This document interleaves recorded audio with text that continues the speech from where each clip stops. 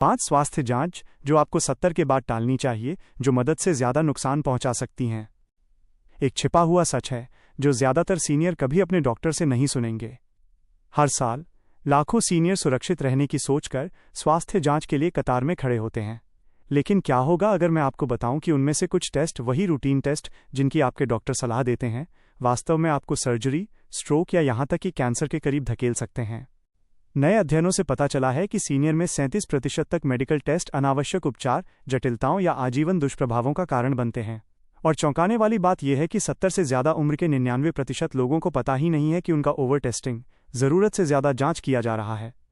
इन जांचों में से एक, जो हमारी सूची में पहले नंबर पर है, वास्तव में अमेरिका में सभी कैंसर के मामलों का 5% का कारण बनती है, जो रोज़ शराब पीने से होने वाले मामलों की संख्या के बराबर है। ये बात आप अपने क्लिनिक से नहीं सुनेंगे, आप इसे किसी बिलबोर्ड पर नहीं देखेंगे, लेकिन सच विज्ञान में दबा हुआ है। और आज हम ये सब उजागर कर रहे हैं इस वीडियो में। 5 स्वास्थ्य जांच जो आपको 70 के बाद टालनी चाहिए, और एक भयानक सच कि वे आपके शरीर के साथ क्या कर सकती हैं। ये सब वास्तविक विज्ञान पर आधारित है, और आप विश्वास नहीं करेंगे कि नंबर 2 पर क्या है। इससे पहले कि हम शुरू करें, हमें नीचे कमेंट्स में बताएं कि आप कहां से देख रहे हैं, आपकी उम्र क्या है, और क्या आपको कभी किसी टेस्ट या प्रक्रिया पर पछतावा हुआ है। क्या आपको लगता है कि सीनियर की जांच बहुत ज़्यादा होती है? हम व्यक्तिगत सुझावों और सलाह के साथ हर एक कमेंट को पढ़ रहे हैं और जवाब दे रहे हैं। और इस वीडियो को लाइक करना न भूलें, और ऐसे और वीडियो के लिए हमारे चैनल को सब्सक्राइब करें। अब बिना किसी देरी के आइए पहले टेस्ट के बारे में बात करते हैं। यह हानि रहित क्यों दिखता है, लेकिन चुपचाप आपकी जीवन की गुणवत्ता को बर्बाद कर सकता है। 5. Bone density scan. Bone density scan. यह हानि रहित लगता है। एक त्वरित स्कैन, कोई दर्द नहीं, कोई सुई नहीं, और आप ये जानकर बाहर निकलते हैं कि आपकी हड्डियां फ्रैक्चर के जोखिम में हैं या नहीं। लेकिन यहाँ वो है जो कोई नहीं बताता। 70 की उम्र के बाद एक बोन डेंसिटी स्कैन अक्सर लाभ से ज़्यादा डर पैदा कर सकता है। ये स्कैन, जिसे आधिकारिक तौर पर डेक्सा स्कैन कहा जाता है, ये मापता है कि आपकी हड्डियां कितनी मजबूत हैं। इसका उपयोग मुख्य रूप से ऑस्टियोपोरोसिस का पता लगाने के लिए किया जाता है।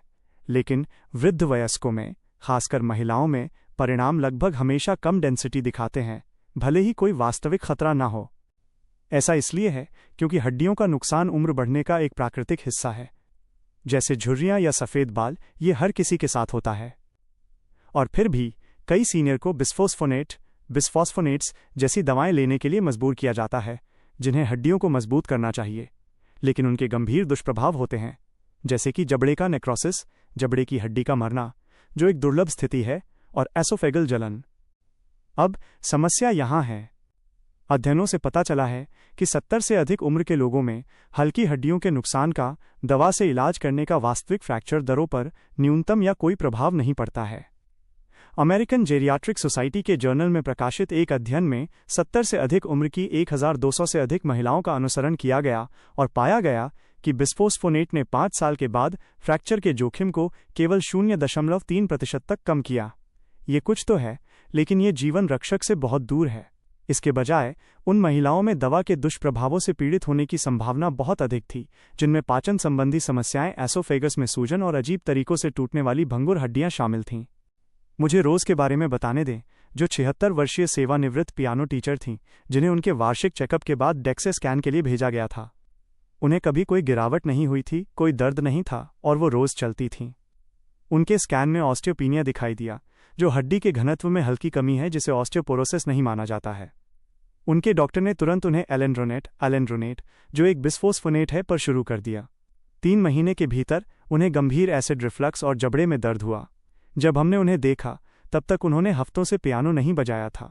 हमने उन्हें दवाइयों से दूर किया और उन्हें विटामिन डी, प्रतिरोधक बैंड जैसे वजन उठाने वाले व्यायाम, वेट बेयरिंग एक्सरसाइजेस, और सार्डिन और पत्तेदार साग जैसे खाद्य पदार्थों के साथ कैल्शियम युक्त आहार की एक व्यवस्था पर शुरू किया। 1 साल बाद वो मजबूत पैरों, बेहतर संतुलन और शून्य फ्रैक्चर के साथ विटॉल्स वॉल्सेस बजाने के लिए वापस आ गईं। एक छोटा स्कैन एक स्मार्ट कदम लग सकता है, लेकिन 70 से अधिक उम्र के लोगों के लिए जो गिर नहीं रहे हैं या हड्डियां नहीं तोड़ रहे हैं, जीवन शैली एक बेहतर विकल्प है। 2022 के ऑस्टियोपोरोसिस इंटरनेशनल अध्ययन के अनुसार स्ट्रेंथ ट्रेनिंग, संतुलन अभ्यास, उचित पोषण और विटामिन डी की कमी का इलाज 20% से अधिक फ्रैक्चर को कम करने के लिए दिखाया गया है। किसी नंबर को आपको ऐसी चिकित्सा के लिए डराने न दें जिसकी आपको शायद ज़रूरत न हो। लेकिन एक स्कैन है जो और भी डरावनी चीज की ओर ले जा सकता है, मस्तिष्क की सर्जरी। आइए अगली बार इस बारे में बात करते हैं। 4.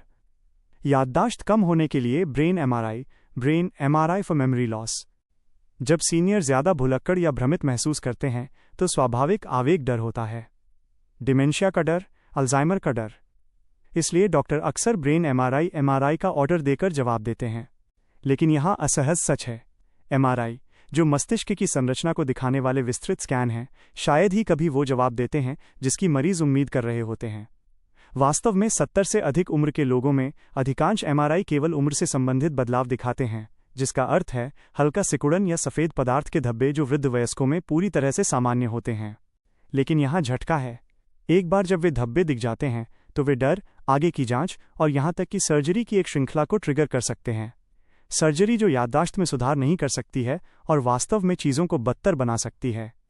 2021 में न्यूरोलॉजी टुडे में प्रकाशित एक अध्ययन में 70 से 85 वर्ष की आयु के मरीजों में 3000 से अधिक एमआरआई स्कैन की समीक्षा की गई जिन्हें हल्की संज्ञानात्मक शिकायतें थीं।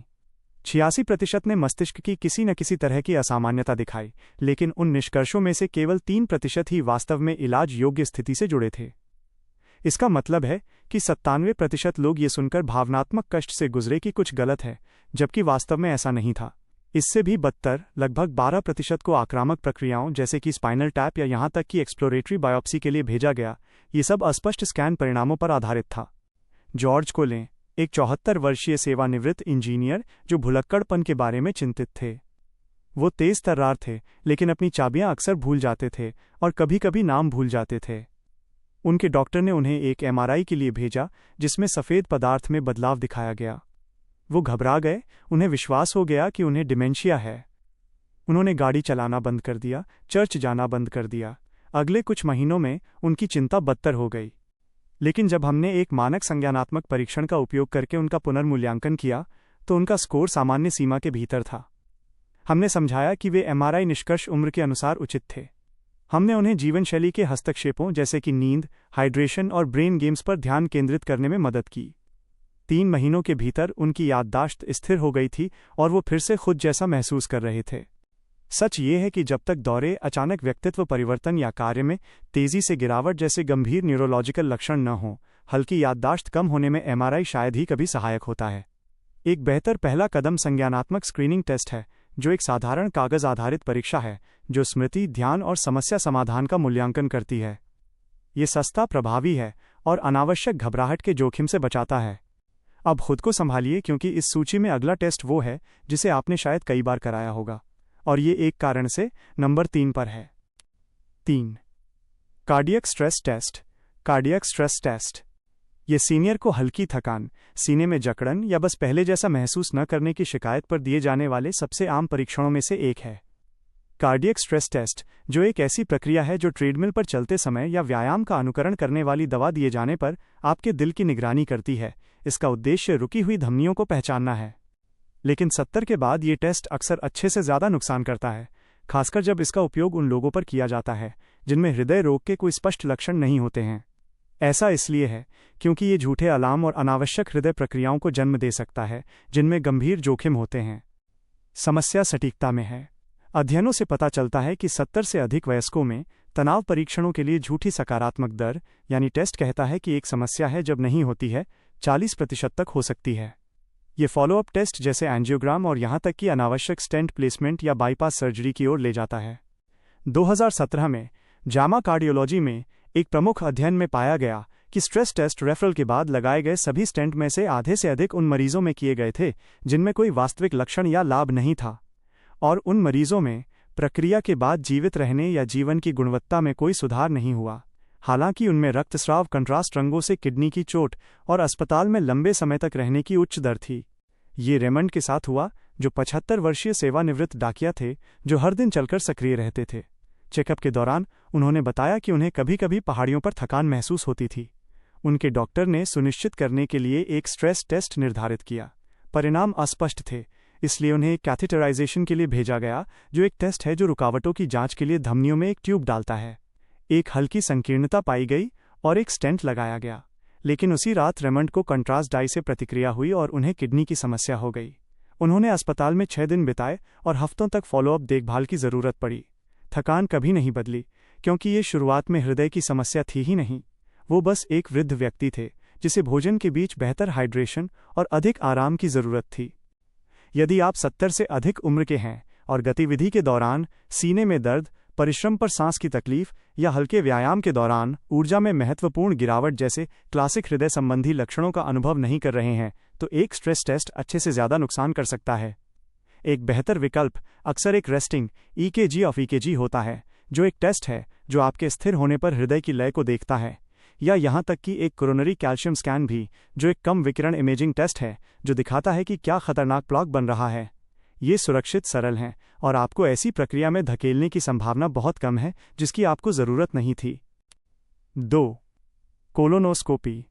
कोलोनोस्कोपी। आपको शायद इसकी उम्मीद नहीं थी, लेकिन कोलोनोस्कोपी, जो एक लंबी कैमरा का उपयोग करके आपके बृहदांत्र कॉलन की जांच करने की प्रक्रिया है, 70 की उम्र के बाद हमेशा एक बुद्धिमान विकल्प नहीं है और शायद ही कभी 75 के बाद इसकी सिफारिश की जाती है, जब तक कि विशिष्ट लक्षण न हों। जोखिम उम्र के साथ बढ़ते हैं। तैयारी कठोर होती है, जिसमें मजबूत जुलाब शामिल होते हैं जो निर्जलीकरण, चक्कर आना या किडनी की समस्याएं पैदा कर सकते हैं।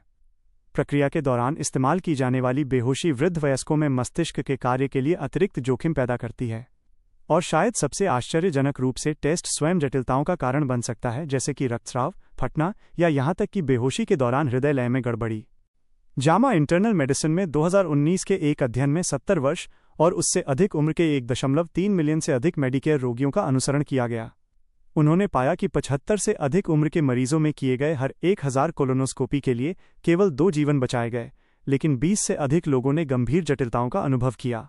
ये 10:1 जोखिम से लाभ अनुपात है, और जब पॉलिप्स पाए भी जाते हैं तो कई छोटे और धीमी गति से बढ़ने वाले होते हैं। एक वृद्ध वयस्क में उन्हें हटाने से कभी कभी उन्हें अकेला छोड़ने से ज़्यादा नुकसान हो सकता है।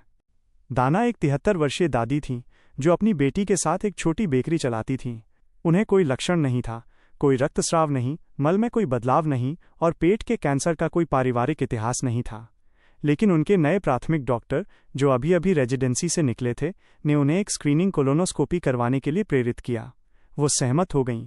प्रक्रिया के दौरान एक छोटा पॉलिप हटा दिया गया और उन्हें घर भेज दिया गया। उस रात उन्हें पेट में तीव्र दर्द का अनुभव हुआ और वो बेहोश हो गईं। अस्पताल में उन्हें आंत्रवेधन, बाउल परफोरेशन मिला। उन्होंने 9 दिन ठीक होने में बिताए, 10 पाउंड वजन कम किया और तब से वो पहले जैसी नहीं रहीं। जब हमने उनके मामले की समीक्षा की तो हमने पाया कि उन्होंने पहले ही 2 बार साफ कोलोनोस्कोपी करवा रखी थी। इसे दोहराने का कोई कारण नहीं था। यूएस निवारक सेवा कार्यबल, US preventive services task force, वर्तमान में अधिकांश लोगों के लिए 75 पर नियमित कोलोन कैंसर स्क्रीनिंग को रोकने की सलाह देता है। उत्कृष्ट स्वास्थ्य वाले लोगों के लिए FIT टेस्ट, फिट टेस्ट जैसे मल आधारित टेस्ट, जो घर पर किया जाने वाला एक गैर आक्रामक मल टेस्ट है, अक्सर एक सुरक्षित विकल्प होता है। इसमें कोई तैयारी नहीं, कोई बेहोशी नहीं और फिर भी अधिकांश चिंताजनक मामलों को पकड़ लेता है। अपने डॉक्टर से विकल्पों के बारे में पूछें, क्योंकि एक बार जब आप कोलोनोस्कोपी की प्रक्रिया में आ जाते हैं तो बाहर निकलना मुश्किल होता है। और अब हम सीनियर के लिए सबसे ज़्यादा इस्तेमाल की जाने वाली, सबसे खतरनाक और सबसे हानिकारक जांच पर पहुंच गए हैं, और आपने इसे लगभग निश्चित रूप से करवाया होगा। 1. वार्षिक full body CT scan, annual full body CT scans. Full body CT scan, जो कभी कभी कार्यकारी स्वास्थ्य पैकेज के हिस्से के रूप में या निजी क्लिनिकों में निवारक सेवाओं के रूप में पेश किए जाते हैं, उन्हें कैंसर को जल्दी पकड़ने के तरीके के रूप में विपणन किया जाता है। लेकिन यहाँ चौंकाने वाला सच है, ये स्कैन आपके शरीर को आयनीकृत विकिरण की उच्च खुराक के संपर्क में लाते हैं। वृद्ध वयस्कों के लिए, खासकर 70 से अधिक, अनावश्यक फॉलोअप, बायोप्सी और यहाँ तक कि सर्जरी को ट्रिगर करने का जोखिम अविश्वसनीय रूप से अधिक है। और विडंबना यह है कि लक्षणों के बिना फुल बॉडी स्कैन जीवन बचाते हैं, इसका शून्य प्रमाण है।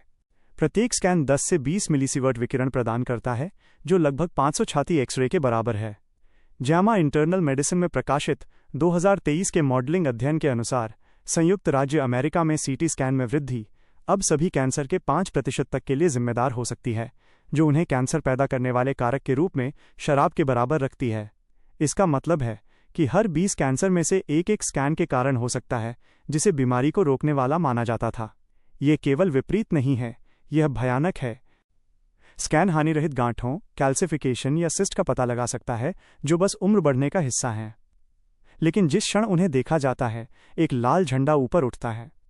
अधिक स्कैन फॉलो करते हैं, फिर बायोप्सी, फिर घबराहट।